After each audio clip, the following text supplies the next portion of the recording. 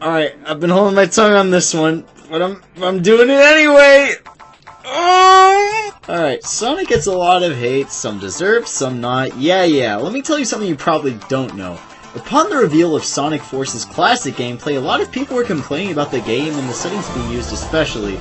And it got me thinking as to why so many people are against it so much.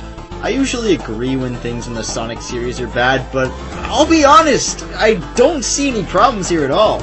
As a faithful man-child to the Sonic the Hedgehog games, it is my duty to convince the majority of those watching that when something is actually done correctly, I have a responsibility, a purpose of showing them the right path. It's not so bad, guys, trust me. Yeah, so basically everyone is bringing back the terribly forced "We hate Sonic" thingy from 2014 with how awful Sonic Boom on the Wii U was. But what's the big deal here, guys? I don't see anything I'm supposed to dislike or anything too mediocre at all. The game looks like it took what Sonic Generations did and expanded upon it, and that's all I could ask for, really. When looking at Sonic Generations, everyone seemed to like it. You had the 2D good one, and Roger Craig Smith. The game was a celebration of Sonic's past, so all the levels you loved were there too! Chemical Plant, City Escape, Rooftop Run, and the one everyone wishes wasn't in the game at all! But I think I'm putting one of them off. Yeah, Green Hill Zone. Everyone hates this stage now, and I can see why to a certain extent. To those against its inclusion, there are a few things I must remind you of first. Green Hill takes place on South Island, which is Sonic's home. This is important because this is where the chubby blue meme lord lives. All the animals you've been saving since the first game all came from here, and established Sonic's right to fight against Dr. Eggman in the first place. Every time we see Green Hill Zone, it's always changed somehow, or we see areas that weren't always achievable in the early 90s hit. Think of it like going to the store for a week every day. Every day you'll see something new, like a woman with a dog outside, some fresh cookies for sale, or maybe a tree fell down on the way back from the store. There's always a new perspective to be shown. The same applies to the version of Green Hill Zone present in Sonic Forces.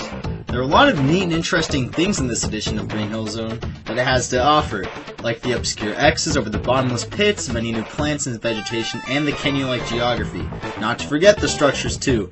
Yeah, I can see why most people complain about the checkerboarded dirt, but I'm pretty sure it was set in stone that the dirt was always checkered in the series since day one. Even in places that aren't Green Hills, and we can clearly see that this is true. It's an art style, and there's nothing wrong with it. That's the world that they have set, and it's kind of pointless to ruin that tradition. People are also mentioning how it doesn't look as nice compared to the one in Sonic Generations. The grass isn't as defined, and again, I can see why everyone's complaining, but I think that those changes are possibly intentional. It's no surprise that Sonic Forces is to be a darker game that has a greater emphasis on plot. So what I'm getting at is that they want this to look more like this, to have the differences that have taken place stand out. It's a bit of a stretch, but by toning down the less realistic aspects of Green Hill Zone, it does make the mountains in the back pop out, you know?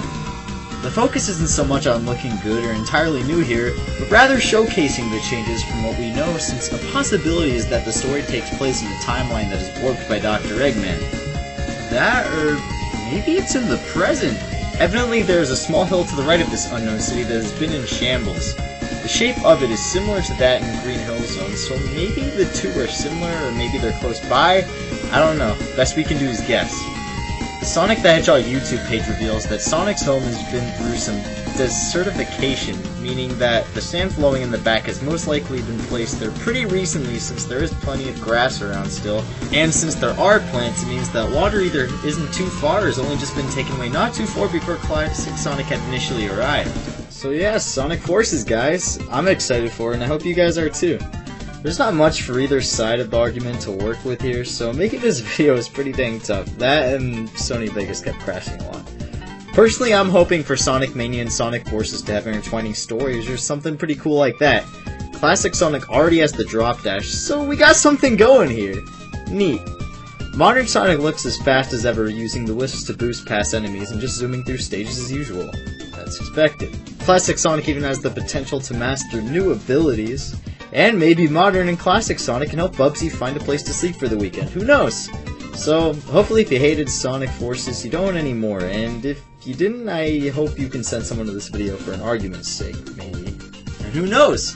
Hopefully Dimps will probably involve themselves with something that isn't as grating on the ears, right fellas?